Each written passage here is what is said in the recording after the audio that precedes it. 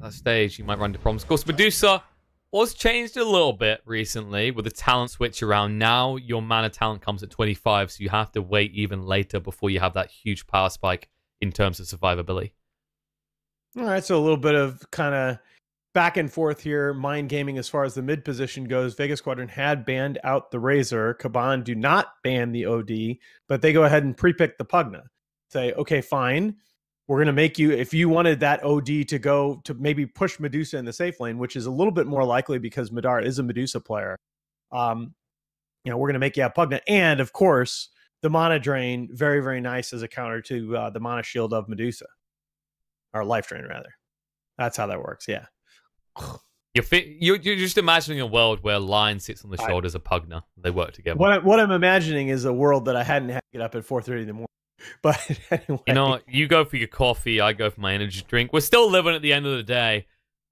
This first pick from Vega, not so alive. And the thing to point out with this guy right here is he can handle either the lifesteal or the Brewmaster lane effectively. With the reductions to the strength, just makes it harder for them to CS, right? Wow.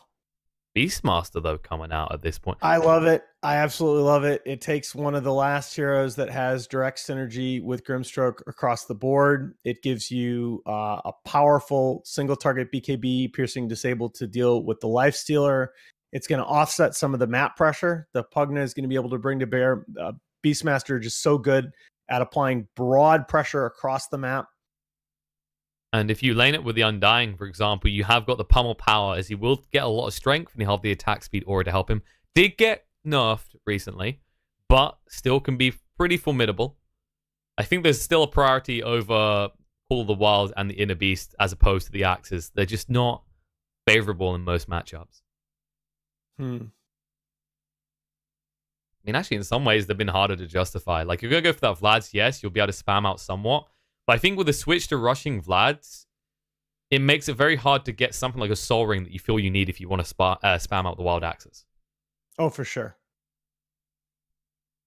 Yeah, I think, okay, that was a really good Visage ban because Visage is one of the few heroes left in the pool that could really match the tempo of Kaban if Vega Squadron had picked it, right? That's the problem. You know, not so long ago, if you see this 4 heroes on board from Vega, you might have 5th picked a Phantom Assassin. But with the tempo that's already showing on the side of Kaban, you know, there's just no, PA Medusa feels just way too slow. And Visage would have been a great solution to that. Question is if you go. Oh, you know what you do if you're. Oh, you know what you do if you're Vega? You drow. You drow? Do you say? Yeah. Yeah. I think you could also DK here. That was the other option I was thinking of. Like, Lifesteal is decent against it, but it repels the Pugna and also frees up space for Medusa to keep farming while you apply pressure in the other 2 lanes. Fair enough. Fair enough. Especially with the Huskar ban coming out. Actually, I think I like that. I think I like the DK that much more because it's just super stable. Could also get cute and maybe Monkey King. A little bit risky though with the Pugna there with the sacrifice. You want something safe lane though. Oh, that's okay. The Aura Strat, the other Aura Strat, that is going to be a safe lane Vengeful Spirit. DM mid on the Medusa. I guess he is a Medusa player. Haven't seen too much of him. And of course, okay, this can work. It's a Madara special from way back. It does give you another option to deal with that magic immunity of the Lifestealer's mobility is going to be seriously limited in a lot of these fights. There's a lot of potency here as well. With the swap into Roars, the Lifesteal can get caught out in an instant and killed off. Same with the Pugna as well. Yeah. You're kind of sorry if you're Kaban. I think that you banned Centaur. They already did. They got him in the last phase. That's what I meant. Yeah. You sort of that because Centaur would be pretty good for you. That's true. So are you convinced now this is a Brew support at this stage? Well, maybe now you are. Yeah. Look at that. Perfectly timed for the correct statement.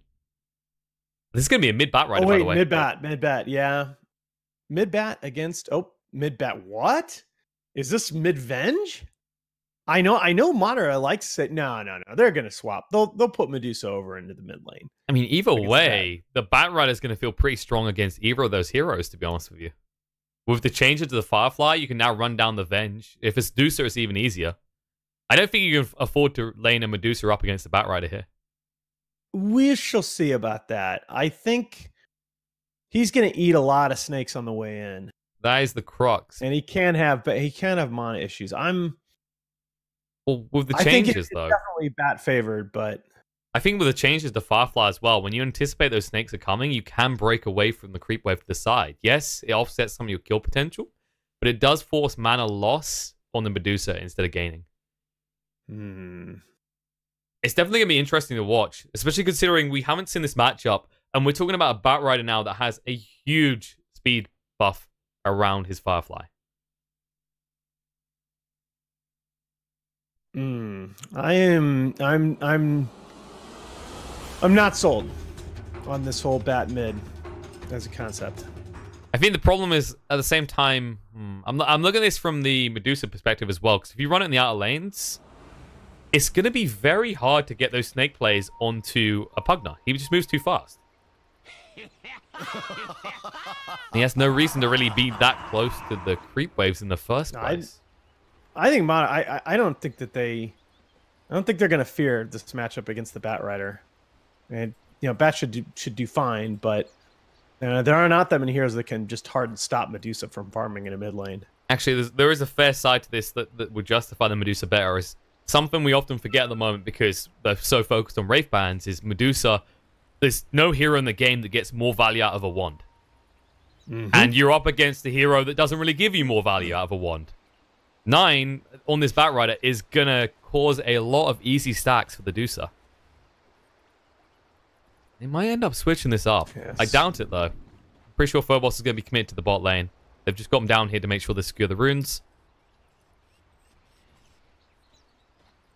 Interested to see how this Beastmaster is going to match up against the Lifestealer as well. The new Lifestealer being pretty rough, pretty formidable. It used to be that in the early lane until you got your phase boots, you didn't really aggress or pressure someone past half health. Now, you can keep up that aggression. All right, you are cutting in and out. I'm going to restart our call very quickly here. Okay. Quickly restart, folks. We can both hear each other crisply. All right, let's give that another shot. Kaban? They actually secure 3 runes. Wow. Are we going to end up with dual lanes here? That is not what you expect to see. No. Okay, Peksu is going to transition up top. You just want to scout out first. He actually even TPs. He doesn't want to wait around. He can't really afford to. Undying, definitely a hero who needs to get early XP and spam out his abilities. You can already see Bio is slowly walking up to the top lane. But then again, you are going to be 2 strength heroes against an Undying. Not an optimal scenario to find yourself in. Yeah, Lifestealer is just not going to be able to approach the wave. Meanwhile, I think that. I'm not even sure that Brewmaster changes it all that much. I think it doesn't. It makes it worse. Yeah, and then you're tri-laning against an Undying. Feels bad, man. Hex, he could just zone the 2 of them out alone if he wants to, especially seeing a Skidder. He hasn't leveled yet. He's holding the point, but even if you get the open wounds at level 1, that means you don't have the feast to burn through the big pool of stolen strength that the Undying has on him. Yeah, exactly. And you just need that first sustain in the lane, period. Yeah, Bat's actually not doing too bad. Look at this. 5 denies already. Bat's crushing. No, Bat's crushing. That's what, the 9 is going to do first couple of waves. Question is he able to sustain that advantage as Medusa gets her levels up in Snake, gets a point or 2 in Mana Shield, and has that wand? You say, is it going to sustain? But this is the first waves. And you got 5 denies on a hero that has 51 damage to begin with. There is an 8 damage advantage from Madara, and he's getting dominated on the CS right now. Oh, okay, yeah, but the creep wave had the first creep wave had 6 stacks napalm on the range creep. You're not gonna. All right, Cinderin he's gonna swap lanes, but he's gonna harass mid here in the bargain. I really like this as a rotation. Well, they go for Madara. They're gonna force him to TP back to base. That's a big win. Yeah. That aggression is working out. Even ferries out a Mango in the second null to keep himself double going. Illuminate next up top, and Skitter's low on life. He'll be able to move away, though. Fiverr does have a salve for him if he wants to throw it on him. Which he should do if he's a good support. Meanwhile, Kezu in the bot lane. He's getting something out. It's 5-3 compared to 11-3 on DK Phobos. Definitely easier for the Pugna to exist in this lane solo. You're going to have to address this situation mid sooner rather than later. The worst fears about this matchup between Batrider and Medusa have appeared to materialize here. And sure, you just had to walk all the way back to lane at 280 movement speed on that Medusa. Yeah. You can already see what Nine's bringing out. More mangoes, more clarities. Oh, absolutely. You can actually make a play. Perfectly willing to spend all his stuff he on can go. consumables. Look at the TP's coming in. Yep, forces it out of him. It cost him a mango, but he'll be happy with that, as Madara was starting to freak out a little. Yeah, it's all right. I think that was going to need to happen anyway. You would love to be able to do that in a position to actually put some pressure on the bat. But meanwhile, Coddle is just going to... Wow. He's just walking away and going to go bottom. And he has to. Synderen in trouble here. They're going to charge up the Illuminates. Going to go for the TP away. No! Just perfectly timed. Maybe next time does get the first blood. Couldn't give it over to Kezu. They'll switch up lanes right now. Venge come on bot. Kezu will go top on that Beastmaster to face off because Phobos already moved. Just making sure that the Lifestealer does not have a favorable matchup at any stage in this game. All right, I'm going to try this call one more time. Okay. Problems arising, guys. Don't worry. All right, there we go. Did you phone up tech support? We good? Yeah, there you go. Wonderful. In time to see DK Phobos building a pretty brutal lead now over Kezi. Oh, man. And Madara is just getting mega dove here. Yeah, Nine's going for this. Actually, this may be a little bit greedy, but he'll be able to get the kill before going down Several Willy. The stick coming out. Madara. Oh, he goes down first. Nine does die afterwards, but only gives half the gold and no XP to Medusa. Yikes. Wow. Talk about calculated. Yeah, Madara's game is in dire straits right now. The depressing I think you got to think about changing things up, giving her the safe lane. I mean, even then, you're sticking maybe a Venge maybe against run this. A dual mid. Possibly, but I'd still be worried even then. You're playing in round choke points with sticky napalm.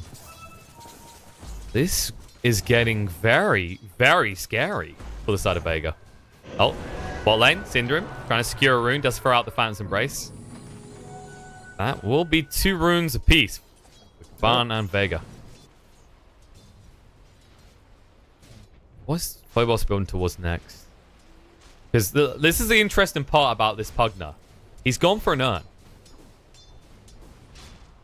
Man.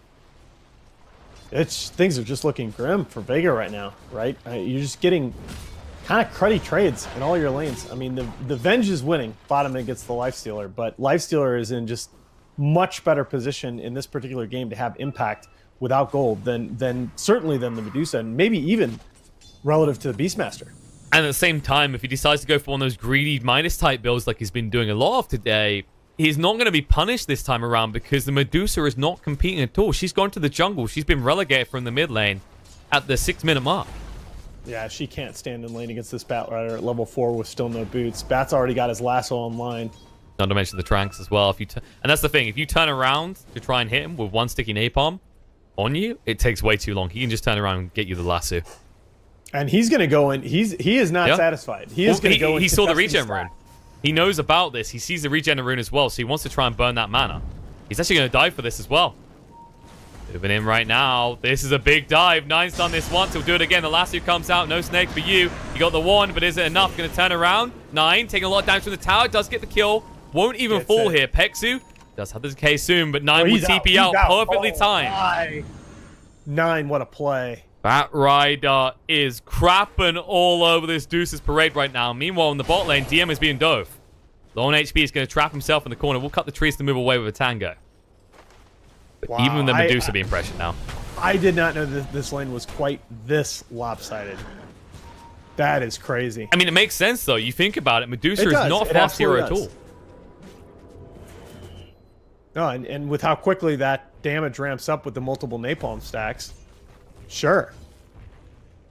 It's just I continue to believe a lot of it was that just Batrider crushed the first couple waves and then Deuce is out of the lane. I think that the condition for you actually winning that as a Medusa is you have to control the first 2 creep waves to get a quick Wraith Band and a second Wraith Band. so that you hit hard enough with your arrows that the Batrider never approaches you. But I mean, even if you get to that stage, you have to keep in mind a hero like Batrider is probably going to build into a casual ring of protection and still run at you. Well, and you gotta have brown boots by the time he's got tranquils, or I don't care how beefy you are, you're just getting run down. Especially with a maxed out Firefly, 13% movement speed. Action down bottom is they're committing pretty hard on Avenge. Yep, stunner up as well. DM can't move away quick enough. The Never Blast finishes him off, and Phobos getting all the own charges in the world. Pexu will be able to TP away, but that's all the way back to base, and Vega seem to be abandoning every lane in the game other than Kezu's. Yeah, that was the one lane that was sort of going acceptably for you if you're Vega Squadron, and you just give up a kill on your only farmed core. I like Kezu's idea here. He is level 6 before Viver on the Beastmaster, but obviously it's Beastmaster support. But he knows the best way to get his team back into the game is with Tower Gold. Synderen kind of lying in wait here. That's right. The Brewmaster support wants to make a move. Kezu, outnumbered now, needs to back away. They've got the Drunken Brawl to work with if they want to use it. But no mana for the Inkswell. Synderen did not bring any clarities. He needs to go use the Shrine. Maybe next time. 9 is on the hunt boy, here. he could get the last two in time. No escape for you. The slow turn rate for the Coddle secured his fate and now be ran down. Firefly will be brought out to make sure it's easy. This is a level 6 Coddle, too. He committed the Ignis. Pexu's here as well. Kezu as well. Wanted to move across for the Primal Roar, but reinforcements are here and they have to back away. They even feed an extra 100 gold. It's not just that you put the Ignis on cooldown for over 100 seconds. So you give even more gold to an already out-of-control Batrider. Yeah, Synderen being up there on the high ground meant that Ignis, there was no way that it was going to survive. And, you know, Lasso, it's going to be back up in a minute. Oh, no. Madara will go for the TP away, taking a lot of damage, not enough to die. But Boss can actually hit onto this tier 1 in the mid now. And all the while, they just leave Skitter in the bot lane to push in. Oof. Kaban. I mean, you know, we were questioning, did they need to change the strategy up? But this time around, the Batrider seems to have brought everything together, at least in the early game for Kaban. Yeah, the mid bat pick is owning in a way that the you know, we talked about the surprise Broodmother pickup against Secret. This bat is owning in a way that I thought that Broodmother might. He's going to own more as well. You see Spectzu. He could dive with the drums if he wants to. The Tombstone does get committed. And Nine's just going to walk away while chuckling. They've got the Primal Roar to throw it out. He's pretty tanky with the drums, though. They want to protect the runes, but now Nine, can he move away? Decrepify to protect him. They push back. They kill off one. Illuminate blast through. Does get 9 low, but he's going to chase forward with the drums. Gets out of range of the zombies. There's going to be a stun coming out in Cinder and being slowed up by the balls as well. He'll be the sacrificial lamb left behind, but they'll chase forward on to maybe next time. He can't get out of it. Nine moving in. The clap comes out. The slow from Biver is enough. They should be able to finish off maybe next time, but TP coming in. There might be trouble. Pex, he's going to turn around. Nine getting low to Decrepify. Just ensures the death from the magic missile. Swap comes out as well. Biver being slowed up, being dragged back and killed off. He'll get one clap out before he dies. Cinderen's back in the fight. Kezu will get low. Never blast through. Almost kills off Kezu. Life drain as well. They need to get rid of the Phantom's Embrace, and they will. No rent coming out there. He survives on 50 HP. Courtesy of that headdress. Yeah, and a nice injection of gold on the side of Vega to 2 cores who desperately need it, as Venge and Beastmaster both the beneficiary of those kills there. Kezu limping back to base, but he's now going to have his Vlads. Wait, no, he didn't go Vlads. He went for the Helm. Oh, the Helm. I'm sorry. I still screw up those recipes because they've changed them. Remember, he's going to have Vlad's... his first item. No, it's Venge that's building the Vlads, of course. Yeah, remember, the Vlad's has a nice recipe now. Even has a nice little recipe shot of the Vlad's. No more headdress build-up for that item. Well, this has kind of been one of the transitions. The reason that Helmet Dominators are coming back into the meta now is because of that change to Vlad's. People in the biggest nerf you could have made was getting rid of the headdress from the Vlad's. That is a beautiful build-up because you need that regen as an offlaner. It is the nerf that literally everyone expected to that item. I mean, if you'd have pulled random players and talent at Chongqing, that's kind of what we all expected would occur.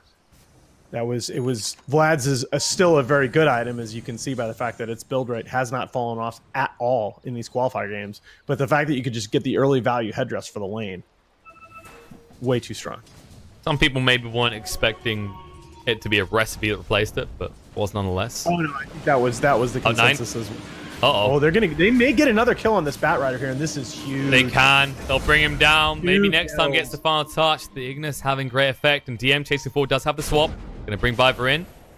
Use the magic missile. There is a split available, but the primal roar comes out to ensure that that will not occur. Nice. Pexu gets the final touch. Vega do get 2 kills, although awkwardly both of them going to their supports. Yeah, that's fine though. At this point, the more important thing is that it sort of secures their ability to push this tower, and that's the best way to get yourself back into these games. You get kills on the high net worth enemy cores, and then you get that tower gold. Kaban are moving to TP respond. To Shrine to try and set up to defend here. And DK4 boss is on the way. He did just take that tier 1 in the mid. That will open up Vega's map more so that Kaban can invade into that jungle. And we are going to see that Midas from Skidder, by the way. He did go that way into the Radiance next. Wow. And that's that 2K net worth lead that you see on the side of Kaban. You know, that's now invested in a farming item. With Vega having taken the last 2 fights. Look at those net worth gaps. This is the core net worth gaps. All 3 on the dire side are still ahead, but they are slowly but steadily closing. There's going to be a smoke movement out from Kaban. They've linked up with Phobos. They want to make a move. They have the split available on the Brewmaster. Maybe they can find Kezu, but he's ready to TP out. Yeah, Pexu's playing in good position to pop the smoke here. Yeah, they know that's a good time for a smoke rotation, and they don't have vision of the enemy heroes. Meanwhile, 9 very close to the blink now. You're farming up. He realizes the weaknesses he has right now. He needs to make big, easy initiations. Once he has the blink, he can do exactly that with the drums and the Firefly to drag people back out their comfort zone. Yeah, Dire really respecting the ability of Vega to take that Roche fight behind the double auras, blow their skin on the pit there, which does not connect. Instead, there's a smoke movement by Vega to the bot lane. They're just looking to secure this area up, maybe then push into the tier 1, get rid of those useless towers before converging to the Roche pit, like you said. There's going to be a long way. They will know what Skidder is up to as well. They probably saw the games earlier, or at least gave him a little glimpse. And at the same time, with this Radiance, likely because of the Midas, you've got this ginormous window of opportunity to just break the map. There you go. Oh, are we going to have smoke on smoke yes, here? we are. Phobos breaks. It moves in. The Primal Roar comes out to swap as well. Phobos out of his comfort zone. Stunned up will die. Now the Soulbind out. There's the Phantom's Embrace as well. Can they do enough? The last one to 2, but the Ignis Sparta is not big enough. They'll get 3 kills already, and Vega in a little bit of trouble. They won't lose the 4th. They need to get rid of the Tombstone and the Ignis, and when he comes down, they'll get rid of DM as well. He tries to turn around, knowing he can't do anything, though. Stands his ground for a moment, but they are just going to run straight through him as they give the kill over to Skidder. They at least got the tier 1 mid, though. Talk so much about the synergy between the Grimstroke and other single target abilities that Kaban had not been exploiting in their drafts earlier in the day. Well, I think they checked that box here. Most definitely did. They did get a big kill under the Pugna, but at the same time, even though you got that tier 1 tower mid, that was a lot to give over to the side of Kaban. Especially when we talk about this farming-orientated lifestealer getting that sort of impact in a fight and that sort of value. Yeah, and again, it always bears mentioning, right? That's 4 heroes there for Vega, not 5. The Medusa is farming throughout. Is she farming enough? She's actually going to queue up the Manta into the Skadi, as you kind of expect. You need a way of getting rid of that silence straight away so you can try and throw out your gaze if they jump on you. By the time you do have that Manta, that should be at least Relic for the Lifestealer. Actually, he'll be a Radiance. Gotta be a little bit careful. You don't want to get picked off again. Well, he's going for the BKB next. He realizes how valuable he is. He's, in fact, top on the net worth chart right now. No one really holding a candle to him. Well, usually you'd see these 4-star plays, but think about the way this game is playing. He's so aggressive, and he can be. He knows the physical damage isn't there without magical damage lockdown. BKB into swap roar? Yeah, don't get me wrong, but think about the way they're killing him. They still need an additional stun after that. If you want to go for a BKB, I think now is the time to do it over a 4-star. You're beefy. Still. Roche maybe doesn't feel too beefy though. Vega snuck into the pit. Aura and behind the medallion. Oh, 9 didn't even think about checking. Bring this down. They're going to arrive at the pit way too late. They stick down a ward and realize it now, but can they do anything about it? Split's coming off cooldown 5 seconds. Pexu in a lot of trouble with the life drain there. He does use his ultimate to make sure he has that additional 400 HP, and that's the difference. Stays alive. That flat health bonus. That is so powerful. They know where Biver is. The zombies are snitching. They can't quite connect, though, and they do lose their tower in the bot lane because Skitter's been here pushing all along. And look at this. 4.2k. He's got the Sacred Relic and close to the Radiance now. Yeah, that's why I kind of was surprised that they even came that close to contesting on the side of Kaban because of the item timing on Lifesteal. Skitter is not going to join a fight at this point until at least he gets his relic. And in fairness, there's an argument for just staying bot, maybe poking at that tier 3 a little bit with the Pugna before backing away. Absolutely. There's no way that you can afford to take a fight there and have him lose reliable gold before he buys his relic.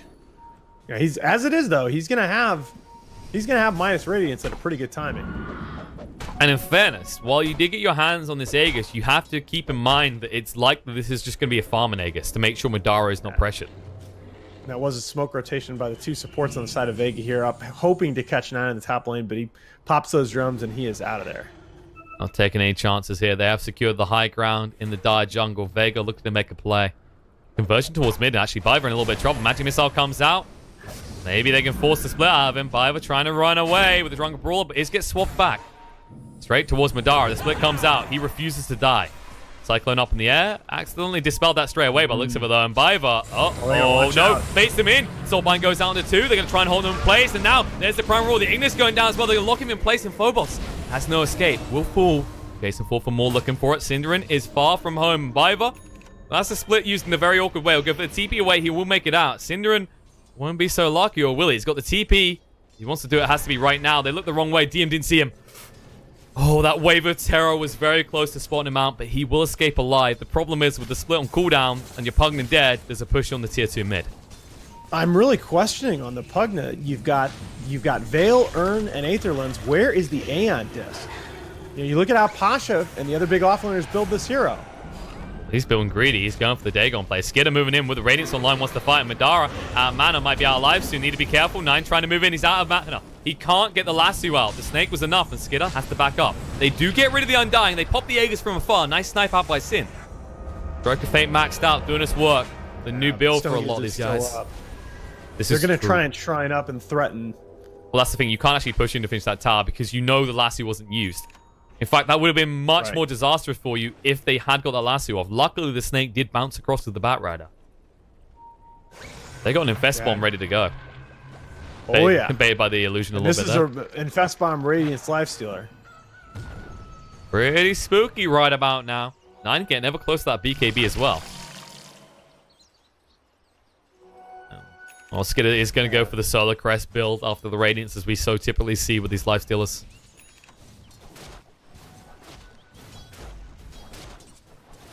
What is the Medusa? She's still so far away from the Skadi. Now you don't have the Aegis, so you're a lot more paranoid. I mean, look at the movements. Pexu's always leading the way to make sure that the next area is safe to farm. Right. She spent some time setting up that pressure on the mid lane. That's time away from farming. You can already see the invasion coming out from Kaban straight away. They said this is our area of the map. Oh, they've had total control of this Radiant jungle. Now this is a swap that you often see in these games. A favorable swap for Radiant usually as well. Typically, Dar plays around this bottom area when they're trying to recover. But because you were in this farming nature, it wasn't about recovery. It was about the easiest goal without any risk to this lifestealer. Yeah, absolutely. Smoke play for 4 heroes from the Kaban side is going to whiff here. All right, it does now have the money for his BKB, though. He wants to commit to that. He's on the hunt. Well, Vega misread there. They missed their scan. They still don't know where the side of Kaban are. Well, no, now as 9 does farm the mid lane, realizing they won't connect. Yeah, he saw that, and the 4-staff went off. He was down toward the bottom lane. Maybe next time, not taking any chances of that. Is heading towards the Yules next. Probably not going to see the greedy refresher build this game. Not anytime soon, anyway. Kind of the interesting thing with the changes to Keeper, you see very different approaches to the heroes build. Like, don't get me wrong, different players always have different approaches to their heroes, but Cole feels like one of the most contested in terms of these greedy refresher type builds and these kind of active force stuff into Blink type builds. Well, it's also when He doesn't know the bat's going for staff. Oh, Speaking okay, of bat, Lasso comes out. They find a target. Silence up. Beastmaster can't turn around for the Primal Roar. Down for 45 seconds. TP coming in. Skitter trying to stop Medusa from pushing. Will be able to do so. And actually gets the open wounds out. Madara will TP away, though. Everyone else will get out as well. Pexu's able to make his escape. They don't have any Lasso available. He'll at least deny the tower, though. So Lifestealer will maintain his lead over the Medusa by a good 1.5k. You can see the opposing drawing on the mini-map, giving you a window on how the teams are thinking about this game. Kazu wanting his team to continue pressure on the top lane, push that out. Whereas the response from Biver, he knows exactly where they are and wants to keep them walled inside the Radiant base. He wants to kill them, in fact. Best bomb attempt incoming. They have the split available. Blinks off cooldown. You're right. They want to keep them in the base. Best way to do so. And this is the thing, that's actually another interesting thing to look at here is with this build from 9, this isn't the Boots of Travel build we've seen on every Batrider today. Right. Which means when he does do these split pushes in, it takes him ages to get across, and Vega can try and play around that fact. Now, they also haven't taken advantage of this BKB yet. Moving forward 9. He sees it, blinks in, sees Madara, forced staff to get him away, drums are activated, Blinding Light pushes him back, but they're converging. Oh. Coming across right now. Barber trying to make the move. Primal Roar actually goes down to Grimstroke instead. Prepwire protects him. Now they're going to move the split. If Best coming out. BKB activated by 9. He's buying a lot of time over here. Ignis gets dropped in the wrong place. And now the Soulbind with a double life drain gets rid of 2 instantly. Madara standing his ground, but 9 doesn't damn well care about this. Skitter fighting up against Madara. Tries to turn around to fight with him back. And Skitter taking way too much damage. Might go down. Madara, he's fighting up against them all. 9 next to full. Snake bouncing through into Biver. They'll finish off 9. These zombies just adding up so much. And DK Phobos, he can't escape either. He will fall. It's a 4-for-2 trade with 1 buyback committed from Vega. It's the second time in this game that Kaban have taken a fight in that Radiant high ground side of the jungle there without really a plan to deal with Tombstone. And you can just kind of see that this 9 Batrider, a big question is he going to be able to continue to have the impact on this game that he had so far? And you just don't scale. And you think about the way this has been playing out, right? You imagine how much more powerful you'd be with a halberd maybe on the Batrider, for example, against this Medusa. Because no one on your team is going to build a halberd. Maybe Phobos could have instead of this greedy Dagon build, because the reality is you've got a Dagon, yes, but who are you really killing with it? Yeah, I mean, you know, the double Dagon, the Veil double Dagon with Soulbind sounds sexy on paper, but I just think you need survivability. You are going to be focused down as this Pugna so quickly. Roche will be up in a minute and a half. Both teams will have eyes for that pit as well, and they have to. All ultimates will be off cooldown by that point, so someone will likely make a pick off in about a minute's time before Roche spawns. Problem I see now is Madara does have that Skadi. This Medusa has completely recovered from one of the most painful starts to the game we've seen in a long time. Oh, she's back to the top of the board, and Skyder's felt the need to pivot away from that Solar Crest build. He's going to stay at the Medallion for a while, and it looks like finishes Manta. He's got the recipe in his backpack. Gives him a dodge out for the magic missile if he already uses the Rage. Yeah, still though, he's just not getting max value out of that item. That Medallion gold feels kind of dead now. True. Does also give him the ability to try and just split push farm with the illusions. There is justification in what he's doing, but it's more a necessity than something you want to be doing. It's more you saying, I need to try and actually get ahead of this Medusa again, realizing that you no longer are. Yeah, I just don't think that you're going to be able to pull ahead before she completes her butterfly. And that's kind of endgame for you as a life stealer. Got the Rage, at least. Yeah, but you look at this lineup, and it's still magic-based, so there is some hope. But the problem I see is this Medusa's already at level 20. Usually this would have been a problem in the previous patch, but now with the shift to 25 for the mana talent, it's 1,000 mana. Once Medusa reaches level 25, who kills her? And how do they do it? Also, by the way, Medusa took the Stone Gaze talent. I like this. I like this change for the talents. It kind of gave a big choice at 25, whereas before it was a very obvious choice to take the modifier. Yeah, I agree. I think you'll see. I think that's important when you talk about heroes like Terrorblade, how the choice of level 25 talent has changed so much, where short cooldown Sunder looks OP, and then all of a sudden everybody was going for the Metamorphosis range. I think it makes the heroes a lot more interesting. That's what talents are supposed to do. Yeah, it's meant to give some flex either way. I mean, we've seen dominant talents, and for the most, the Valve team have done a good job of removing those dumb dead choices. There's still some in there. I think Phantom Lance is still a clear one, where almost 95% of the games you take the Doppelganger talent at 25. But for the most, we're in a better place than we were. Yeah, Kaban, you can see kind of know what's going on there, but there's just nowhere near fast enough contesting. You know, Beastmaster has full Solar Crust going on, so that, and with double auras, Roche is just going to fall so fast. Now it's a game of dodge. Kaban trying to avoid any engagement. Well, I don't think you can. I really do feel like you have to set something up here, because if you let Medusa get to this next item for free... Phobos got caught. The movement quickly from maybe next time out. The Blink plus the 4-star pushes Phobos back in. He'll do Repify to protect himself, but he's surrounded on all sides and he knows it. He'll throw out a Dagon and he says, screw you, to the face of Kezu. Won't change his death, though. At least Ignis is on cooldown, but Phobos is dead. What's a 1,000 gold swing from that one kill as well? Well, that wouldn't have happened if he'd had Dagon 5. Oh, wait. I'm not sure that's how it works, Alan. No, it's definitely not. Making a point. Sassy Alan alert here. Little scout from Kaban. Yes, come on, okay, very nice. Let's learn our lesson there. I'm surprised they're playing that. Fight. Yeah, I'm surprised they're playing that aggressive considering they're one man down, and that is Vega's most occupied area of the map so far. Well, they do feel, in fairness, right? They do feel that sense of urgency right now. They know that butterfly is coming from Medusa, and they really are just not going to have a good answer to it when it comes online. But that, you know, discretion has to be the better part of Valor at some point. Instead, they back up. Maybe they've learned the lessons. Runes are up in 30 seconds. They might end up forced into a fight around these runes. Because both sides are Phobos is away. Coddle's TP to the shrine. He's going to be in much better position. Skidder's in trouble. They swap it back to the Primal Roar. Soulbind links two together on the other side of the fight, though. Stone Gaze coming out, trying to lock the lifesteal in place. They wait out the double last who's going to be there with the split. They should be able to do enough. DM's going to go down, so's Kezi, but Medusa's still standing. Cyclone in the air to keep her out of it. They're trying to fight up against this. Buyback does come out from the Beastmaster. 4-star away to keep Pexu alive from the life drain. And the Cyclone's just cutting out the Medusa perfectly so far. They know they can't fight up against her. They'll back away, knowing that they forced a lot of gold out of Vega after getting 2 big kills and 1 buyback.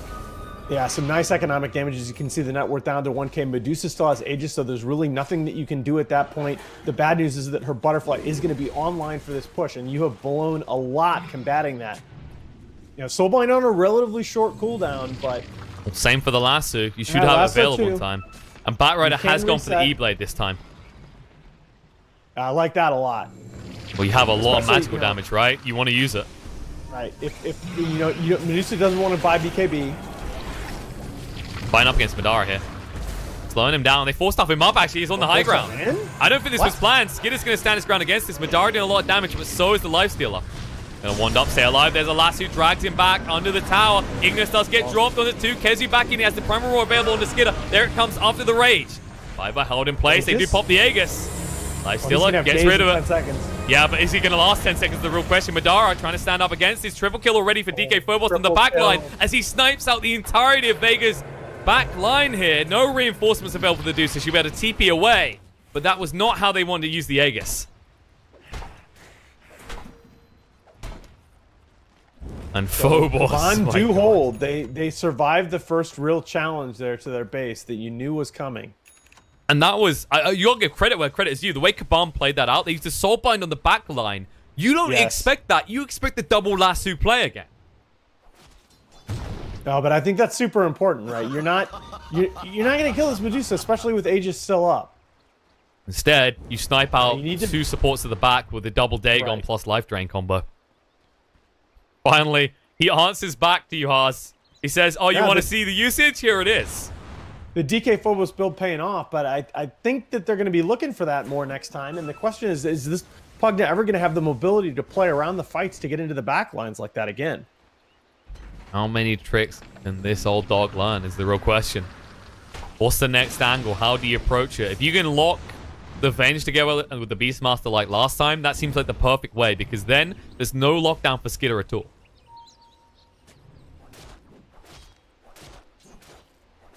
I believe you can swap out of the Soulbind, right? I'm pretty sure you can. I'm not sure, actually. It's an interesting one. I don't think because we've seen him swap usually before the Soulbind, but you now have 2 charges, so it's whether he's holding onto the charge on purpose. I don't think you can swap out, but then again, only recently getting the Manta, we wouldn't know for sure with the Phantom's Embraces. Yeah, that was not... It's not on the list. The only things I know for sure is forced movement can break the Soulbind. They have, staff. But the thing that I actually got to give credit to Sin is how often he's waiting to see MNT use that Force Staff. Yeah. Worked out remarkably so far. And DK Phobos, he's not saving for buyback here. He almost has that level 5 Dagon. Or as I like to call it, the big last hit stick.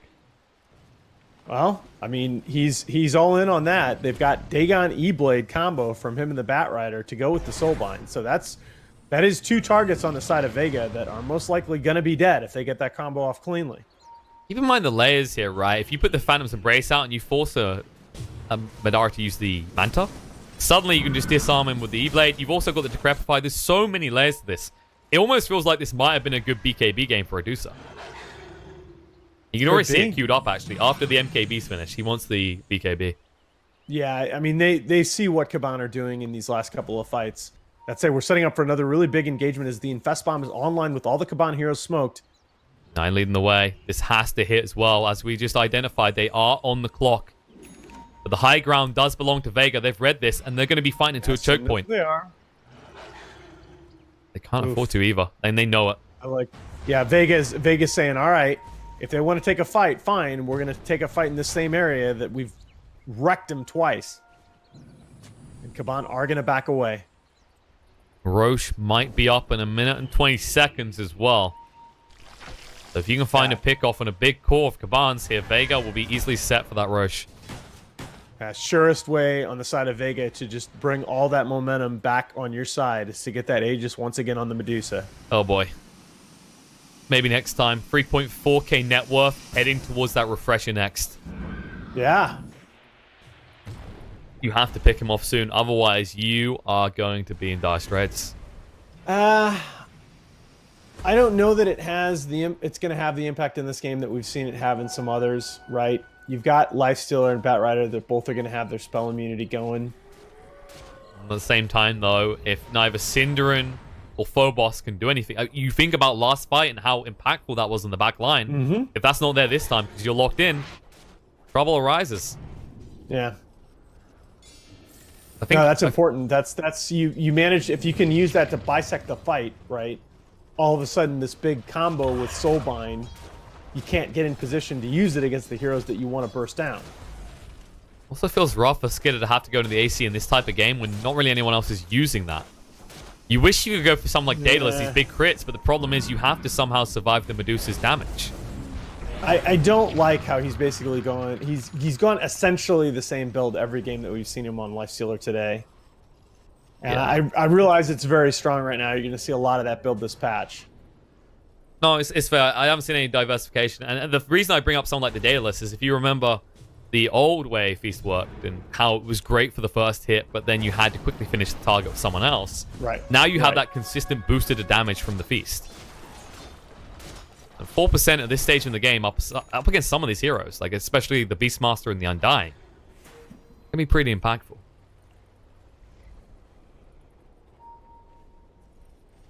Both teams just waiting out. They know Roche is up. Nine just trying to get rid of the birds. A little bit surprising to me that we don't have a pipe up on the side of Vega. I feel like that would help a lot in terms of all this magic damage that Kaban has going.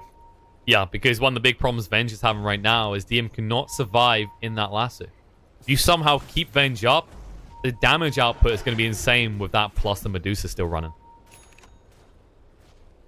A bit of D-Warden coming out from 9. He did pick up the gem. There's where that gold is going. He bought out as well. He has to have an impact. He can't be picked off. Yeah. They do somehow find him. They can go instantly into the Roche pit and they'll know it. soon as they see that refresher. He's trying to avoid any vision. You saw how far back he was when he illuminated. Nine just hunting forward. He has got a present inside him. Man, this... Oh, there you go. Coming out. They're jumping in. Now Skidder jumping out. The swamp's going to come out. Ignis does connect on the 2. BKB activated. 9 trying to move away. They will be able to get out of range. This 9 has to lasso something and drag it away. Soulbind on this 2. DM in a little bit of trouble. They can actually use the E-Blade, but they drag them out of the Soulbind range. The tech and Ignis keeps DM alive. DM kept up by the Soul Rip. Cinderin trying to chase through. They're going to chase down and find him. The E-Blade out, and Skidder's going to burn him up. They do find one. Split finally out, and Medusa being cut. Already used the Stone Gaze. Needs to get the hell out of dodge. Does have the cheese to work with. The Decrepifies. The Dagon's going to get him low. Trying to keep him up the Soul Rip. They don't want him to go down, but he's stunned up. He should be able to eat the cheese. He'll eat it. Stays up and in the fight right now. E-Blade's coming off cooldown soon. They can re-engage. He can't do a single damn thing. The kiting potential is huge. And Madara, he's going to go down. The E-Blade kills him off just in time to walk straight into the pit or down towards the base. And Vega come off of their Fortress of Solitude there on the Radiant side high ground, take a fight into the river with an initiation on the Batrider. Initially looked very good for them as Lifestealer is forced to bail without landing the infest on anything, but they chased just a little bit too far, and Kaban able to punish. And in this big brawl of champions, of heroes in this game, Vega are starting to look like the Bizarros of the scenario. As Kaban, they break into the base. They can take 2 lanes if they want. They're heading back. Actually, Kezu gets a kill. Cinderin went back alone. Oh my god, DK Phobos. Just short of the mark to kill off Kezu instantly. They'll go back to Roll's Roche. They don't want to take the second lane. They know Deucer is down for 50 seconds. If they force the buyback, that's a win in itself. Now, Kaban are 14,000 gold up over Vega. Yeah, both teams taking a little bit of a gamble with their item builds. You know, investing this much into the Dagon E-Blade combo on the side of Kaban, but also foregoing the pipe for refresher on Coddle on the side of Vega. And so far, it's the Kaban gamble that's definitely paying off. Now reluctant to go in the pit, though, because they know that the Ignis Fardus is going to be up again soon. 10 seconds into Coddle has that available. So they won't go into the pit. But they'll try and make sure their opponents never enter it either. Right now, that's what you're going to need on the Medusa. I mean, she only survived that long because of the cheese, and she still went down. Yeah, I mean, the issue as this game is going on, as you would expect from Vengeance Beastmaster as your other cores, that this Medusa is feeling, you know, more and more on a plateau by herself, up at the top of that farm distribution. The other cores not scaling, and it's just because of the design of the hero, and Beastmaster because of the item build, opting very strongly for utility in this game. It is incredibly greedy, and it's starting to backfire here because of the nuke damage coming out. And you think about what these heroes are going to build. You said about the pipe and how good it would have been. At the same time, while the Venge does have a BKB now, Kezu probably never will build into one at this stage. Yeah, they're just... The BKB shows me they understand they're very heavily invested in this next fight. That's to pay off because now Skidder is up at the top again, surpassing the Medusa. And look at what he's heading towards. Getting the Lincolns next, making sure that they can't prime a Raw or swap him. They have a window here. They can bait the pit and double BKB on the Venge Medusa. Kaban, that's a big adjustment for them to have to make in the fight if they're not ready for it. Skitter's adorable running animation will end as the haste comes to an end, but the smoke does begin here as Kaban. They are lingering. They want to find something, but there's always that frustration, the high ground hold from Vega. You can't fight into it. Well, know about it. They might try and sneak around. Where the other are. 9. Ready to go. Gonna move up the Firefly back. There it is. Lasso comes out. The clap as well. Soulbind on the 2. Silence them up. Now the Dagon's down. Beastmaster gone. This buyback comes out. They need to get rid of the Ignis right now, but the Stone Gaze locking them in place. 9 taking a lot of damage. Skidder trying to move away. The Primal Roar comes out though. And Batrider in trouble. So is the Lifestealer. He has no way out. The double Ignis has its effect, and it looks like Skidder protected by the Decrepify for the moment, but not for long because they've lost both Cinderin and 9. Skidder turns around to fight. Kezu getting low, but cut it out. They'll keep Kezu alive, otherwise he would be dead for the second time, and now chasing for DK Phobos in trouble. The M sees the opportunity, stuns him up, and runs him down. It's going to be an ultra kill with the Medusa, and straight to the pit they go.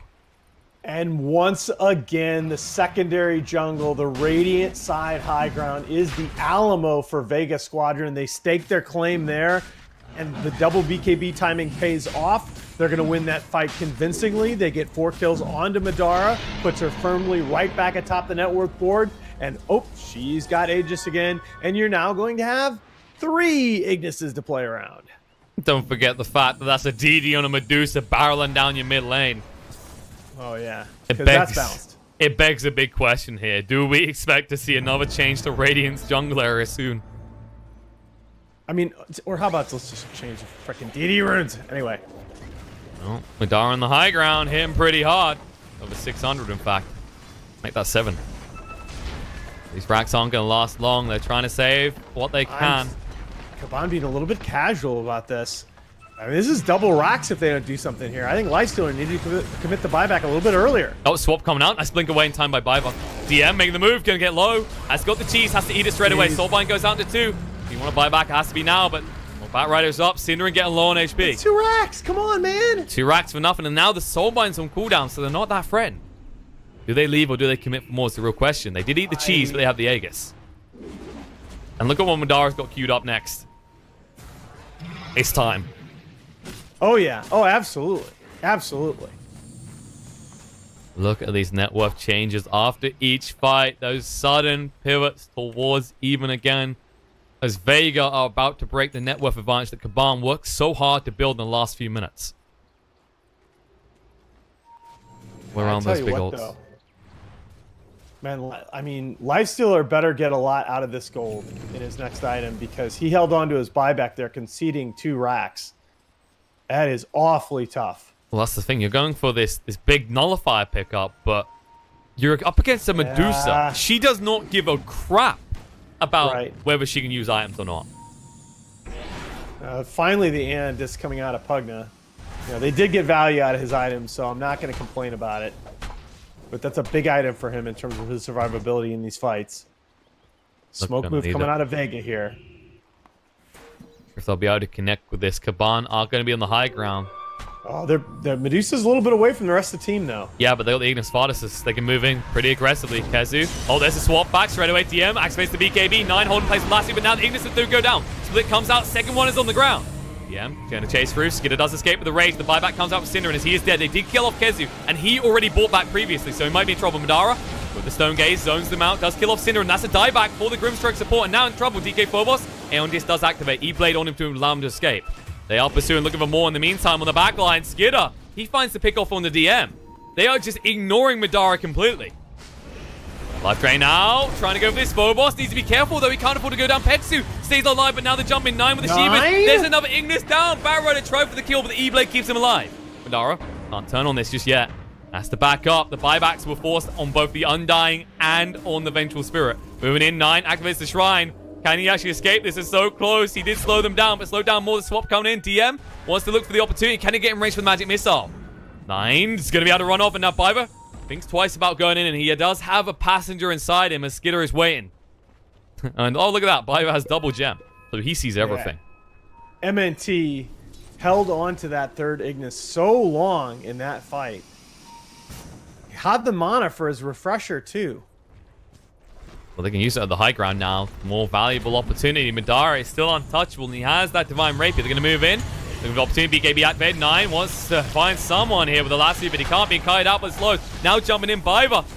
Threatening up against this, down to half HP, though. He's going to slowly be whittled down, and Skidder just being kited out by maybe next time the entire time through this. Pushed back, killed off. He'll hide in the creeps, but not for long. As he comes out, he knows he's going to fall here.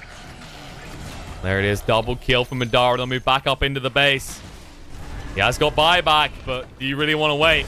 Can you really do anything? The GGs are getting ready.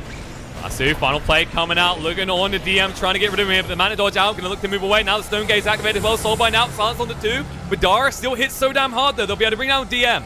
As Skidder moves in, but Madara does get the final racks. That's going to be Mega Creeps are now 9. Trying to run away. The Inkswell is there. Stuns up on the Madara. They can maybe get through him once, but how do you get through him twice? E-Blade there. Triple kill already for Skidder as he does find MNT on the back line. And they need to turn around. They need to convert this into a kill and then barrel down the mid lane as fast as possible. But Medusa is going to make you work for it when the Cyclone ends. She'll go to work. Skidder taking a lot of damage. Synderen almost dying there to split arrows. They'll get you once. Buyback comes out from MNT. TPing onto the creep wave, looking to get involved. Can you do enough now? BKB activated. Madara stands up against this. E-Blade on 9. There'll be a TP away. No way to interrupt that. No way to stop him. Yeah, she's got buyback anyway. She'll be fine. Oh, yeah. You are against Megas. You just, I mean, you're 5v3. You got to commit. Down the mid lane you go. Have you got the boost of travel on heroes to get there right now is the real question. Is anyone going to buy out on it? Even better question. Just scared of pushing alone. Maybe probing for the buyback. Synderen's now going to join him. There you go. They're all starting to move. They need to be quick with this move as well. Problem is, you didn't kill the Medusa off before. The pings are already coming back to base, right? The top lane is already at the stairs. I mean, those creeps are going to start knocking on the door, and 9 has to stay behind to address this. I think he just has to buy out on the boots of travel. He buys the boots of travel, but he doesn't have gold for boots of travel level 2. So they've got to keep these creeps alive. I'm pushing them in right now, but you're up against the Keeper of Light, and guess what that means? Illuminate Blast to stop the creeps. They are running out of opportunity with this window. Venge's respawn in 10 seconds. It may be too late, and they're backing away. Kaban, I think you missed on it. And we're now fighting against Mega Creeps, and this is going to get very problematic very fast. The dudes are coming out. MNT already knows where they are, and they're moving forward with force here. Oh, again? Kezu going to get the Phantom Embrace on him. Out of this area of the map. Oh, Ignis goes down, does connect on the 2 here. Now the second one as well. TK4 was stuck between them, can't escape. They'll be left behind at this rate. Aeon Disc will proc, but it doesn't matter because of the regularity of the pulses. Brahma all thrown out. E-Blade will buy him a little bit of time. Now Synderen, he needs to run quickly. There's the Infest Bomb coming out, looking on the DM here, nullified up. The swap's going to be out, and Pexu, no soulbind opportunity onto him. They might find him, but there's a swap out. DM says, okay, now I'm back in. BKB activated. Cyclone goes out onto MNT. But on the back line, they're chasing. 9 is getting low. Madara's finally coming around to enjoy the mean fight here as 9 will fall down. They won't even find the kill on the Pexu. Skidder moving in. There's the opportunity. DM, can he get him right now? Yes, he can. The Soul Rip is big, but is it big enough? Skidder pursuing forward, looking on the Pexu. They'll blink forward with Fiverr. They'll find it. Double kill for the Brewmaster, but too late. GG as their throne falls. Now, you saw in that fight the power of the Aeon Disc, how long it kept Medusa occupied with trying to get that DK Phobos Pugna. That's part of why I wanted to see that item a little bit earlier in the game. You look at this game, and it just comes down to a couple of things. It comes down to 2 things, really. First of all, just the 3 huge fights that Kaban lost, all in the same area of the map, that Radiant side, secondary jungle on the upper left, and then the decision of Skidder to hold on to his buyback while Vega Squadron took 2 racks. I think the game becomes very grim from there. It's a matter of, you know, do we potentially lose now or do we lose later? And I think he might wish he had that one back. Maybe seeming a little bit stubborn with that item build, right? We said we keep seeing the same thing for Skidder, and the big play was for that nullifier, but you're against, look at the lineup you're against, right? Medusa doesn't care. Well, and he never completed it, right? Yeah, and even if you get it, like, what's the change? Because you're talking about a Medusa who doesn't care. You're talking about a Venge that's going to swap out the moment you try that play anyway. Who are you buying this for? Who are you buying this to deal with? Yeah, it's just like it's also like the least hyped Divine Rapier ever, right? Because at the time that he bought it, it didn't matter. They weren't. There's no way. And that's the thing. Like you. In fairness, we did get to see the nullifier use once in that final fight, right, at the pit. Fair enough. And the thing was, instantly, you just saw Venge go, all right, I'm just going to swap. And then I can swap back in after I'm not worried about that anymore. As a result, that does mean that Vega take the first game. And Kaban are going to have to go to the drawing board because this is the 3rd series in a row for them where Grimstroke Lifestealer has not worked. It feels like they keep building the same house from the same blueprint and it keeps falling down and they just keep rebuilding it. And I mean, that's not who Synderen is. Like, he is a very, very bright guy. It may be stubbornness on the part of some individual players. It may be, you know, again, playing with players from the CIS region for the first time, at least in a while. Still, it is really looking grim here for the side of Kaban in a game that they were very much in. 9 just absolutely owned the first 20, 25 minutes of that game. But when you get essentially wiped 3 times by the other team on high ground, and that high ground isn't even in the base, like, why are you placing such huge strategic emphasis on that one area of the map? I don't know. The way very tough game. I think the way they built was more like watching one of those pub games where you say BKBs are for tryhards, right? Like, you were all in on this reliance that no one would build BKB, and eventually they did. And as a result, Vega one game up. But best of threes, Kaban have got a chance to salvage this. We're going to go to about 15-minute break. Then we'll be back with the second game to see if Vega can just round this out in brutal fashion, or if Kaban have something else in the chamber. Stay tuned.